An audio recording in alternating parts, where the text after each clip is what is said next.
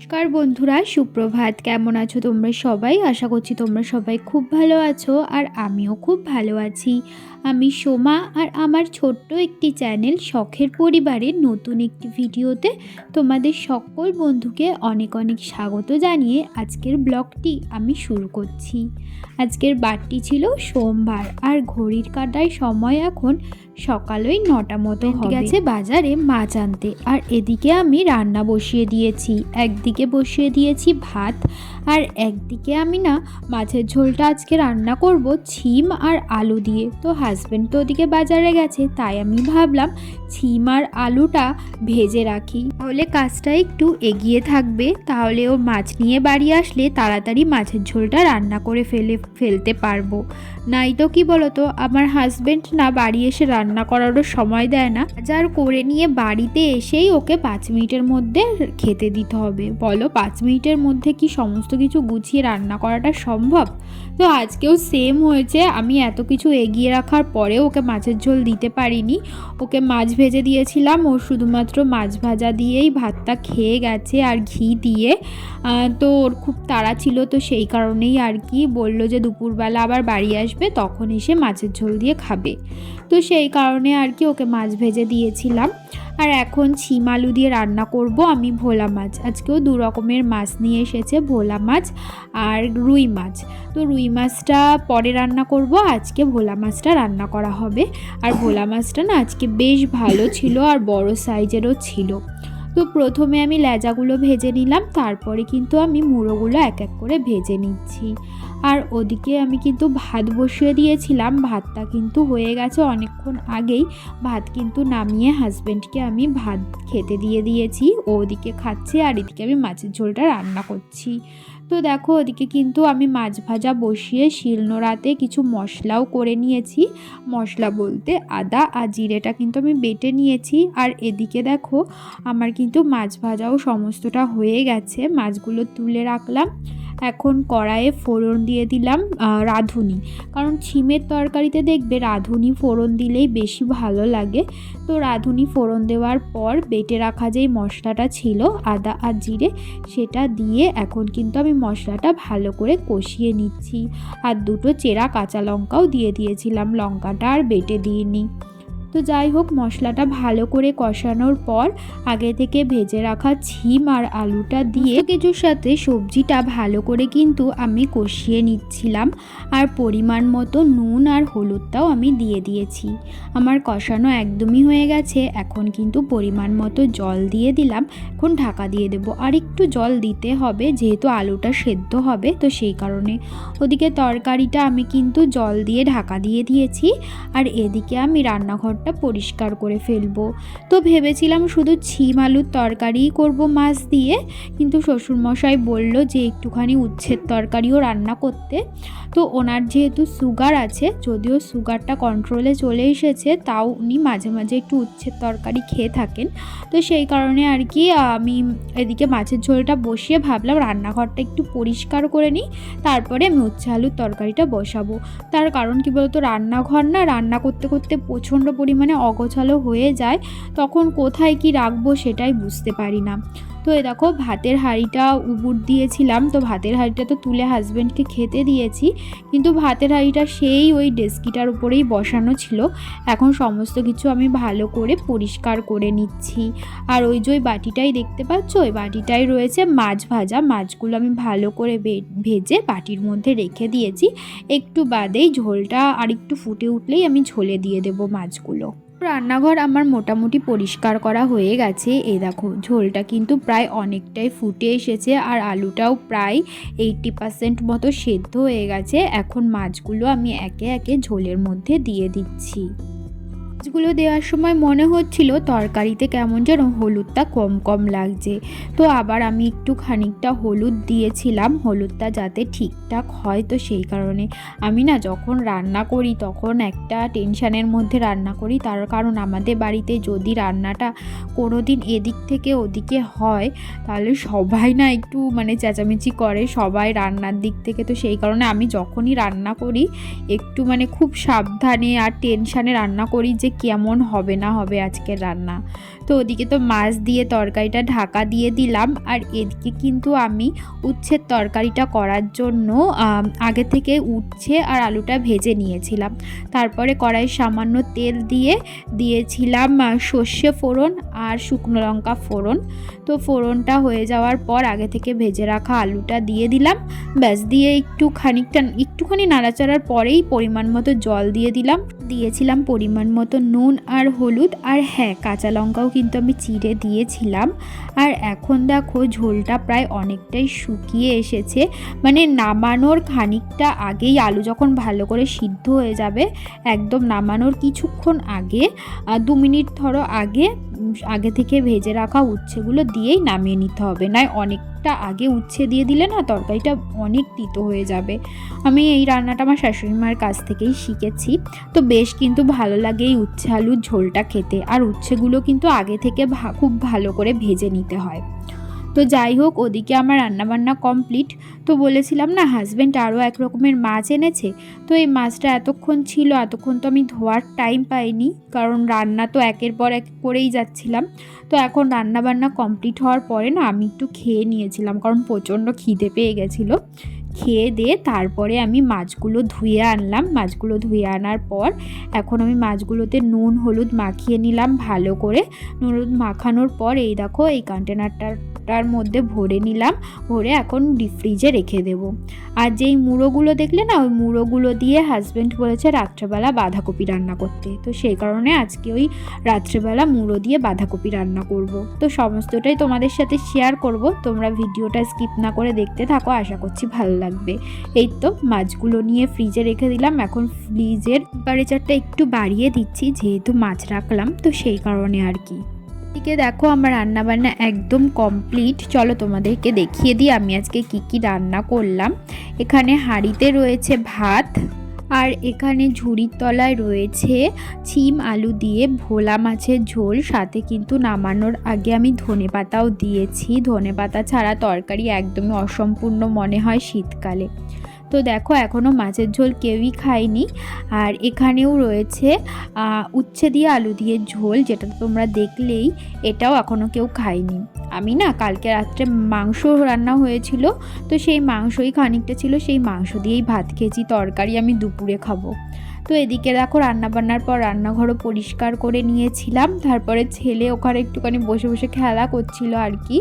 তো যাই হোক, তারপরে তো দুপুরবেলা ছেলেকে স্নান করিয়ে খাইয়ে দাইয়ে ঘুম পাড়িয়ে দিয়েছি। আর এখন ঘড়ি তো ওই 3:30 মতো বেজে গেছে। আমি এতক্ষণ শুয়েই ছিলাম, এই উঠলাম। উঠে এখন ঘরদোয়ারগুলো ঝাড়ঝুট দিয়ে নিচ্ছি বিকেলবেলা। তো ছেলে এখনও ঘুম থেকে উঠিনিও, ঘুমাচ্ছে। ঘরদোয়ারগুলো ঝাড় দিয়ে ওকে আমি ডাকবো। ওপরের ঘর ঝাড় দিয়ে তারপরে আমি নিচে এসে নিচের ঘরটা কিন্তু আমি ঝাড় দিয়ে নিচ্ছি। নিচে আমাদের এই একটা মাত্রই ঘর, এই একটা ঘরে আমি, আমার হাজব্যান্ড আর আমার ছেলে থাকি। আর ওপরে আমার শ্বশুর শাশুড়ি থাকেন। আর ওপরেই আমাদের সমস্ত কিছু রান্না বান্না ঠাকুর ঘর সমস্ত কিছু উপরে, শুধুমাত্র নিচের ঘরটাতে আমরা থাকি। তো তোমাদের আগেও আমি অনেকবার ভিডিওতে বলেছি, কিন্তু তোমাদের মধ্যে অনেকেই আছো যারা আজকে প্রথম আমার ভিডিও দেখছো, তারা তো জানো না। তো সেই কারণে আর কি আমি বলে দিলাম। তো যাই হোক, দেখো নিচের ঘরটা ঝাড় দেওয়ার পর আমি কিন্তু আমাদের ঘরের সামনে একটা উঠান মতো আছে, সেই জায়গাটাও কিন্তু আমি ভালো করে ঝাড় দিয়ে নিচ্ছি। আর ঘড়িতে এখন ওই 4টে মতো বাজে। আর বাইরে না প্রচণ্ড পরিমাণে রোদ্দুর, যেহেতু আমাদের বাড়িটা পশ্চিম মুখে। আর পশ্চিম দিক থেকে যেহেতু সূর্যটা অস্ত যায়, তো যখন সূর্যটা অস্ত যায় পুরো রোদটা আমাদের বাড়িতে এসে পড়ে। তো দেখতেই পাচ্ছ পুরো ভালোই রোদ্দুর। গরমকালে তো প্রায় 4:30 পৌনে 5টা অবধি রোদ থাকে। সব জায়গা আমার ঝাড় দেওয়া হয়ে গেছে। এখন গেটে তালা দিয়ে দিচ্ছি, যেহেতু বাইরে এখন যাব না, একটু বাদে যাব, ঘরেই থাকবো। তো সেই কারণে আর কি গেটে তালা দিয়ে ঘরে চলে আসলাম। ঘরে এসে চোখ মুখটা ধুয়ে নিচ্ছি ভালো করে, যেহেতু ঝাড়ঝুট দিলাম। মুখে ধুলোবালি একদমই ভর্তি হয়ে গেছে, তো সেই কারণে আর কি ভালো করে চোখ মুখ ধুয়ে এখন চুলটাও আঁচড়ে নিচ্ছি। চুলটা না একদম জট পেকে রয়েছে, সকালবেলা চুলের জটটা আমি ছাড়াইনি, তো এখন আমি ভালো করে চুলের জটটা ছেড়ে একটা খোপা করে রাখবো, রাত্রেবেলা শোয়ার আগে বিনুনি করে ঘুমাবো। রাকেশ কর্মকার, তুমি আমার আগের ভিডিওতে কমেন্ট করেছো বৌদি দাদা কি টোটো ড্রাইভার? না, উনি টোটো ড্রাইভার না, ওনার হাজব্যান্ড উবেরে যেই 4 চাকা গাড়িগুলো হয় তো সেই গাড়ি চালায়। আর গরমকালে কিন্তু আমার হাজব্যান্ড এসির কাজ করে। মানে তুমি আমাদের বাড়ির হোম ট্যুরও দেখতে চেয়েছো, আমাদের বাড়ির হোম ট্যুর কি দেব বলো তো? আমাদের বাড়ি এখনও ইনকমপ্লিট, সেরকম সাজানো গোছানো না, কিন্তু তুমি যখন বলেছো তাহলে অবশ্যই আমি একদিন চেষ্টা করব ছোটোখাটো একটা হোম ট্যুর দিয়ে দেওয়ার। ইয়া কিচেন উইথ ভিলেজ ফুড, তুমি কমেন্ট করেছো, দারুণ সুন্দর ব্লগ, থ্যাংক ইউ, তোমাকে অনেক ধন্যবাদ এত সুন্দর একটা কমেন্ট করার জন্য। তো আমি চুলটা ভালো করে বেঁধে নিলাম আর একটু সিঁদুরও পরে নিয়েছি মুখে ক্রিম লাগিয়ে। তারপরে ছেলে এদিকে দেখতে দেখতে উঠে পড়েছিল বলতে ওকে আমি ডেকেই তুললাম আর কি। এই দুপুর টাইমটা না ও একবার ঘুমিয়ে পড়লে আর বিকালে উঠতেই চায় না, রাত্রে ঘুমাতেই চায় না, মানে 11টা 11:30 বেজে যায়, তাও ওর চোখে ঘুম আসে না। তো সেই কারণে আর কি আমি ওকে ডেকে তুলে দিলাম। তারপরে দেখো বিছানাটাও গুছিয়ে নিলাম, কম্বল তারপর বালিশগুলো জায়গায় রেখে দিলাম। তারপর ছেলেকে একটা সোয়েটার পরিয়ে দিচ্ছি। এখন ছেলেকে নিয়ে একটুখানি বাইরে যাব, বিকেলবেলা ওকে নিয়ে একটু বাইরে যাই। তো ওই তো বাইরে গিয়েও একটু খেলাধুলা করে, তারপরে সন্ধ্যা নামার আগে ওকে নিয়ে ঘরে চলে আসি। তো এই তো এখন একটুখানি বাইরে যাব ছেলেকে নিয়ে। বন্ধুরা, তোমরা কিন্তু অনেকেই আছো যারা আমার ভিডিওতে সুন্দর সুন্দর কমেন্ট করো, তোমাদের প্রত্যেকের কমেন্টের কিন্তু আমি রিপ্লাই দিই। তোমরা কিন্তু এভাবেই আমার পাশে থেকো আর আমাকে একটু ভালোবাসা দিও যাতে আমি আগে আরও এগিয়ে যেতে পারি। ছেলেকে নিয়ে গেছিলাম বাইরে, তারপর ঘরে চলে এসেছি। ঘরে আসার পর ছেলেকে সন্ধ্যার টিফিনটা খাইয়ে দিলাম। তারপরে দেখো হাজব্যান্ডও বাড়ি চলে এসেছে, ও যদিও একটু বাদে আবার একটা জায়গায় বেরাবে। তো এখন আমি সন্ধ্যাবেলায় সন্ধ্যার কাজগুলো করে নিচ্ছিলাম। ছেলেকে একদিকে বই পড়তে বসিয়ে দিয়েছি আর একদিকে কিছু জামা কাপড় ছিল যেগুলো আজকে সকালেই আমি কেচে দিয়েছিলাম, সেগুলোই কিন্তু আমি এখন ভাঁজ করে নিচ্ছি এক এক করে। আমার রোজ দিনই না এক গাদা করে জামা কাপড় কাচতে হয়, আর সেগুলো নিয়ে সন্ধ্যাবেলা করে আমি বসি ভাঁজ করার জন্য। আর কোনোদিনও যদি সন্ধ্যাবেলা ভাঁজ না করতে পারি, সেদিন ঘুমাতে যাওয়ার আগে আমি ভাঁজ করে তারপরে শুই। যেহেতু আমার রোজ দিন এক গাদা করে জামা কাপড় কাচতে হয়, আর রোজ দিনের জামা কাপড় রোজ দিন যদি ভাঁজ না করি তাহলে জমতে জমতে এক গাদা জামা কাপড় হয়ে যাবে, তখন ওই এক গাদা জামা কাপড় ভাঁজ করতে না আমার খুব অস্বস্তিকর লাগে। তো যাই হোক, দেখো ছেলেকে আমার হাজব্যান্ড একটু লেখাচ্ছিল আর কি। আর আমার ছেলে না এ থেকে জেড অবধি অনেকটাই লেখা শিখে গেছে। আমি না ভাবতাম যে আমার ছেলে কবে লেখা শিখবে আর কি, এরকম আমি মনে মনে ভাবতাম। আর দেখো এখন আমার ছেলে একা একা লিখছে। আমি ভাবতাম যে কবে ও নিজে একা একা লিখতে পারবে, এটা আমি ভাবতাম। তো যাই হোক, ও যেদিন মানে লেখাটা শিখেছে না সেদিন আমার এত ভালো লাগছিল। তা দেখলাম আস্তে আস্তে ও এ থেকে জেড অবধি প্রায় লিখতে পারে, 2-4টে লেটার বাদ দিয়ে। তো দেখো আমার কিন্তু কথা বলতে বলতে জামা কাপড়গুলো ভাঁজ করা হয়ে গেছে। জামা কাপড়গুলো ভাঁজ করা হয়ে গেলে ছেলেকে খানিকটা সময় পড়াবো, 1-1.5 ঘন্টা মতো। তারপরে আবার রাতের রান্না বান্না আছে, সেটাও করতে হবে। আজকে রাত্রে তো রান্না করব বাঁধাকপি, আর দেখি রুটি না ভাত করি, সবটাই তোমাদের সাথে শেয়ার করব, তোমরা দেখতে থাকো ভিডিওটা। এই তো দেখো এদিকে আমি জামা কাপড়গুলো ভাঁজ করছিলাম, আর হাজব্যান্ড কি একটা যেন আমাকে বলছিল, তো সেইটা নিয়ে আবার হাসছিলাম। ছেলেকে নিয়েই কিছু একটা বলছিল হয়তো। এই যে দেখো বন্ধুরা, রাতের রান্না বসিয়ে দিয়েছি। এখানে বসিয়ে দিয়েছি বাঁধাকপি সিদ্ধ, আর এখানে বসিয়ে দিয়েছি তেল গরম হতে। তার কারণ বাঁধাকপিটা রান্না করব এই যে মাছের মাথা দিয়ে, তখন তো দেখেইছিলে মাছগুলো রেখে দিয়েছিলাম, তো এই মাছের মাথা দিয়ে বাঁধাকপিটা রান্না করব। তো চলো, তেল কিন্তু গরম হয়ে গেছে, এখন মাছের মাথাগুলো এক এক করে তেলে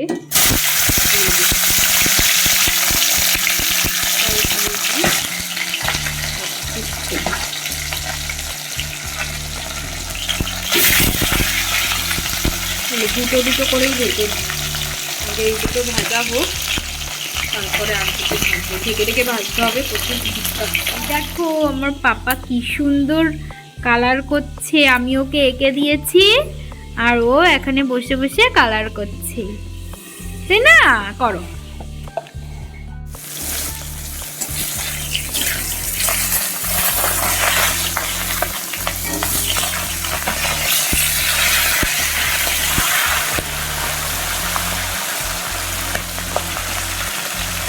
এই যে দেখো মাছের মাথা ভাজা আমার কিন্তু হয়ে গেছে, 4টে মাছের মাথা রয়েছে এখানে, আর এখানে বাঁধাকপিও সেদ্ধ হয়ে গেছে। এখন আমি এখানে ভাজছি আলু বাঁধাকপিতে দেওয়ার জন্য। তো আলুটাও ভাজা হয়ে গেছে, এখন নামিয়ে নেব। চলো নামিয়ে নিই, এর থেকে আর বেশি ভাজবো না। চলো নামিয়ে তারপরে তোমাদের সাথে আবার দেখো। তারপরে কড়াইয়ে তেল দিয়ে দিয়েছিলাম কালো জিরে ফোড়ন আর শুকনো লঙ্কা তেজপাতা, তারপরে দিয়ে দিয়েছিলাম একটা কুচিয়ে রাখা পেঁয়াজ। আমি না পেঁয়াজ দিয়ে বাঁধাকপি এই প্রথম রান্না করছি, আমি আগে কোনোদিনও বাঁধাকপিতে পেঁয়াজ দিইনি। আসলে মাছের মাথা দিয়ে রান্না করছি, আর ইউটিউবে একটা রেসিপি দেখলাম মাছের মাথা দিয়ে বাঁধাকপি রান্না করছে, আর সেখানে ফোড়নে পেঁয়াজ দিয়েছে। তাই আমি ভাবলাম যে আজকে আমিও একটু পেঁয়াজ দিয়ে রান্না করি, দেখি কেমন হয় খেতে। তো বেশ কিন্তু ভালোই হয়েছিল, খারাপ হয়নি। তো তারপরে দেখো মশলাটা কিন্তু ভালো করে কষানোর পর আমি কিন্তু দিয়ে দিলাম আলু আগে থেকে ভেজে রাখা। তো আলুটা এখন মশলাটার সাথে ভালো করে মিশিয়ে নিচ্ছি। তারপরে কিন্তু আগে থেকেই আমি বাঁধাকপিটা একটু ভাপ দিয়ে নিয়েছি হালকা করে, সেই ভাপ দেয়া বাঁধাকপিটা আমি কিন্তু এখন দিয়ে দিলাম। এখন বাঁধাকপিটা মশলার সাথে ভালো করে মিশিয়ে নেব, আর দিয়ে দেব পরিমাণ মতো নুন আর হলুদ, আর লঙ্কা তো আগেই দিয়ে দিয়েছি।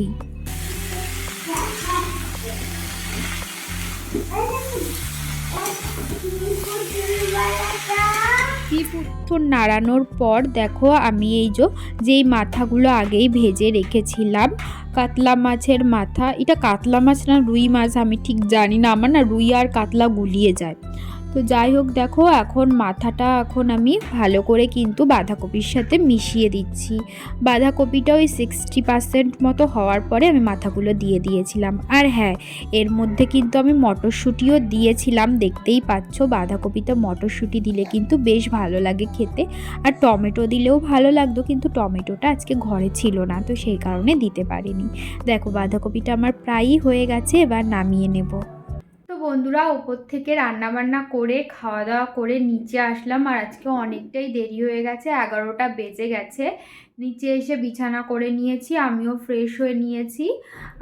তো এখন শোবো। তো শোয়ার আগে ভাবলাম ভিডিওটা এখানেই শেষ করে দিই। তাহলে চলো বন্ধুরা, আজকের মতো ভিডিওটা এই পর্যন্তই থাকছে। তোমাদের সাথে আবারও দেখা হবে পরবর্তী ভিডিওতে। ততক্ষণের জন্য তোমরা ভালো থেকো, সুস্থ থেকো, আর আমার এই ছোট্ট চ্যানেলটির পাশে থেকে আমাকে একটু সাপোর্ট করো, যাতে আমি তোমাদের হাত ধরে অনেকটা দূর এগিয়ে যেতে পারি। তাহলে আজকের মতো এখানেই, টাটা, শুভরাত্রি। এই তো রোজ দিন যখনই আমি কথা বলবো ওকে নাকি দেখাতে হবে। তুমি ঘুমিয়ে পড়েছো? তাই টাটা দিয়ে দাও, টাটা।